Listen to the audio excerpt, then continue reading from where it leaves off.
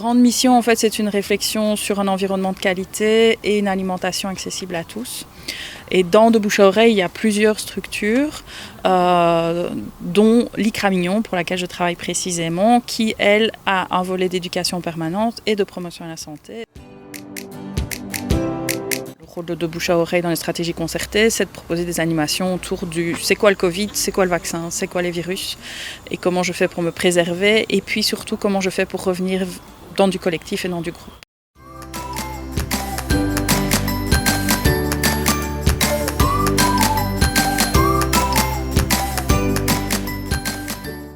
L'atelier d'aujourd'hui s'inscrit dans un cycle d'ateliers, c'est le dernier du premier cycle.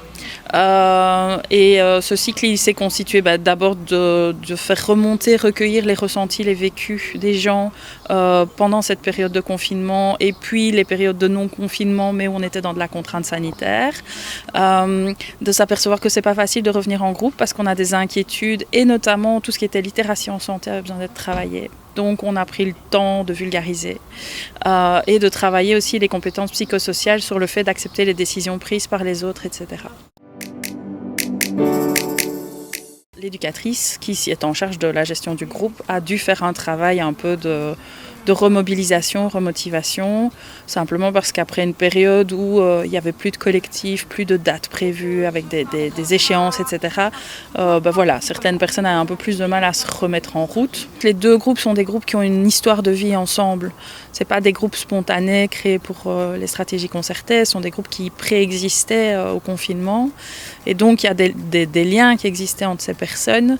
Et du coup, on le constate ici, c'est parfois douloureux de voir comme des liens qui étaient des liens d'amitié pratiquement se sont délités complètement avec les confinements et qu'il faut reconstruire, repartir, que la confiance s'est estompée. Mais là, ce matin, je constate que tout le monde est là et il y a le plaisir de se voir, de papoter en buvant un café.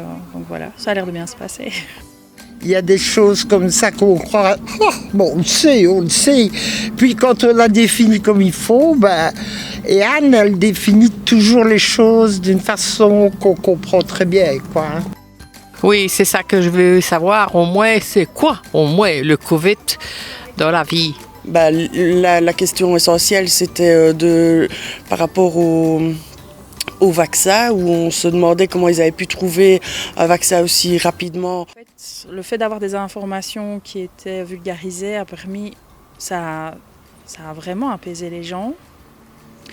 L'autre chose, c'est que ça a servi de lieu de catharsis. Certains n'avaient pas encore eu vraiment l'occasion d'échanger sur des trucs difficiles qu'ils avaient vécus. Alors, il y avait beaucoup d'émotions, mais quelque part, le fait d'être en confiance et de partager à ce moment-là, ça a resserré les liens du groupe, quoi. Si, moi, je suis très bien ici.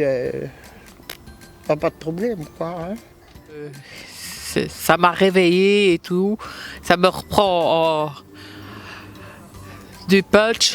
On est resté dans un cocon pendant deux ans facile et ça nous a réouvert les portes pour pouvoir voir des gens, etc.